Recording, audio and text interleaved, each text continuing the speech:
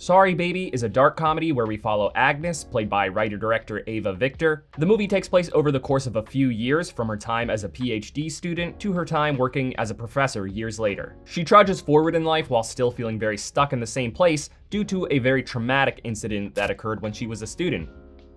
So this movie has a non-linear plot. It starts in the last chapter, then jumps back to the beginning and plays out in order from there. The movie is a character study that revolves around trauma. It's about the lasting impact certain events can have on a person and the many different ways we try to cope with them. Agnes has a deeply traumatic experience that looms over her throughout the movie, something unforgettable that she's forced to process in unusual ways. Some of her coping mechanisms might seem odd to the point where it doesn't even look like coping, but that's the thing about trauma, it doesn't always present itself in obvious ways. Being someone with a playful personality, she sometimes talks about the situation in a lighthearted way, almost as if she's moved past it even the day after it happened. In private, she certainly copes in much more obvious ways, but publicly she wears the armor of humor and deflection because subconsciously she just wants to be at that point with it all. She wants this terrible event to be a thing of the past that doesn't compromise her. Staying true to her character is how she effectively does that, overlooking that she is behaving in ways that might seem unusual.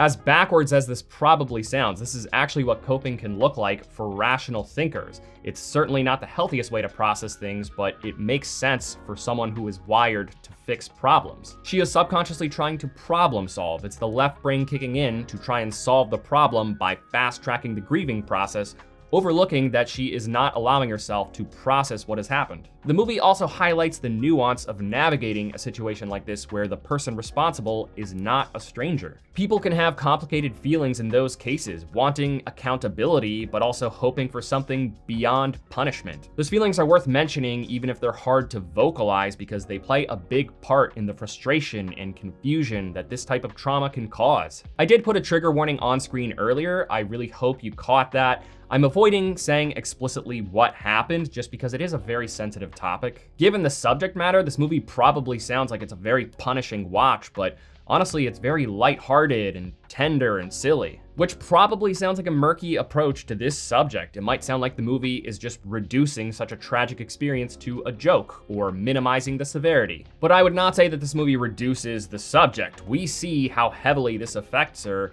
and the ways that she copes with trauma are not uncommon. While it thankfully does not show us the situation, it shows us a passage of time where we can put two and two together and make out what happened, and we see Agnes immediately following the event. And my God, the rest of this scene and the following one are both absolutely haunting. The look on her face, while seemingly expressionless, bears so much weight. The movie leans into darkness, but Agnes brings such humanness and authenticity that it lightens the tone in surprising ways and commands real sympathy. You just want her to feel okay and to make the best choices for herself. Her offbeat little quirks, while sometimes questionably silly, often feel really cathartic to watch. The movie is surprisingly really funny. It has a lot of extremely awkward situations and social interactions that make for cringe comedy gold. It's got plenty of great dialogue that highlights the many raunchy and relatable conversations that close friends have behind the scenes, and it's got some really great supporting characters. Gavin, played by Lucas Hedges, is a standout as a charmingly timid dude. His dynamic with Agnes made for some hilariously awkward moments. And Natasha, played by Kelly McCormick, was a small character, but her social disconnect made for some of the funniest moments in the movie. That's all in addition to the fact that Agnes herself is really funny. She's sometimes pretty awkward, but she's also really witty, and the humor plays off that as well. I laughed out loud several times, even when I was the only person in the theater laughing.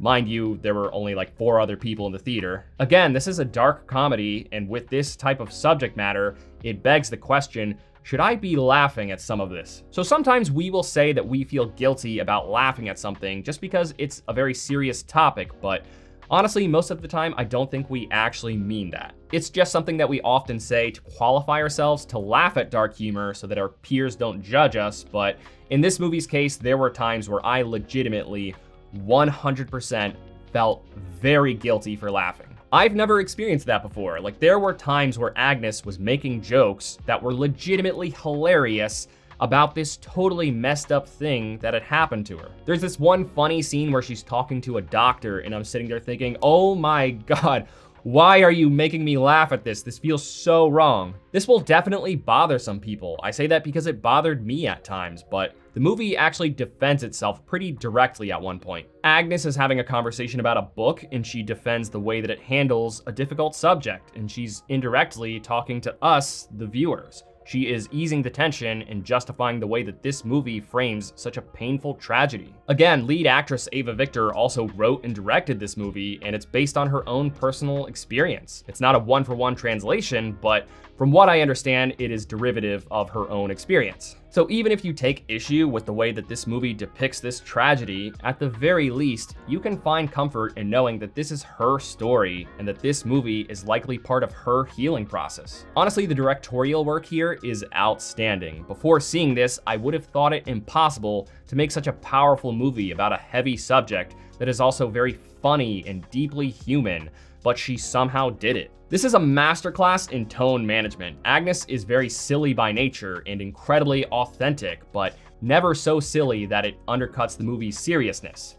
I'm looking at you, James Gunn. Take notes. One of the more powerful aspects of the film is all of the quiet little reminders of what happened that are seeded throughout it. A lesser director would have cut to a close-up of those things and then to Agnes visibly reacting, but this movie understands the power of subtlety and trusts us to recognize the significance of those things. Everything leads you to consider what Agnes is feeling even when she's not reacting. This is even true during the benign interactions that she has with her best friend Liddy. There's a stark contrast between the two of them, with Agnes moving forward in life at a much slower rate, illustrating how the weight of this thing has impacted her progression. Their friendship is the healing nectar of this film. The bond that the two of them share is endearing, it's funny, and it paints a wonderful picture of the important role that our loved ones play during hardships. Our friends can't fix everything, but having someone who understands, who is just there, can make all the difference. So overall, this movie was brilliant. It's powerful, it's funny, and it gives us a thoughtful look at what coping can actually look like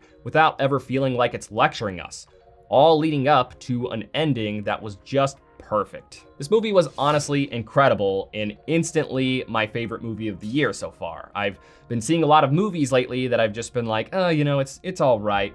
I've been waiting for something to just blow my mind, and this movie delivered. If the subject matter deeply worries you, it's probably better to skip this one, but honestly, I think a lot of viewers will be pleasantly surprised by how honestly and thoughtfully it is handled. Thanks for watching this review. If it brought you any value at all, please give it a like. It really does help the channel grow.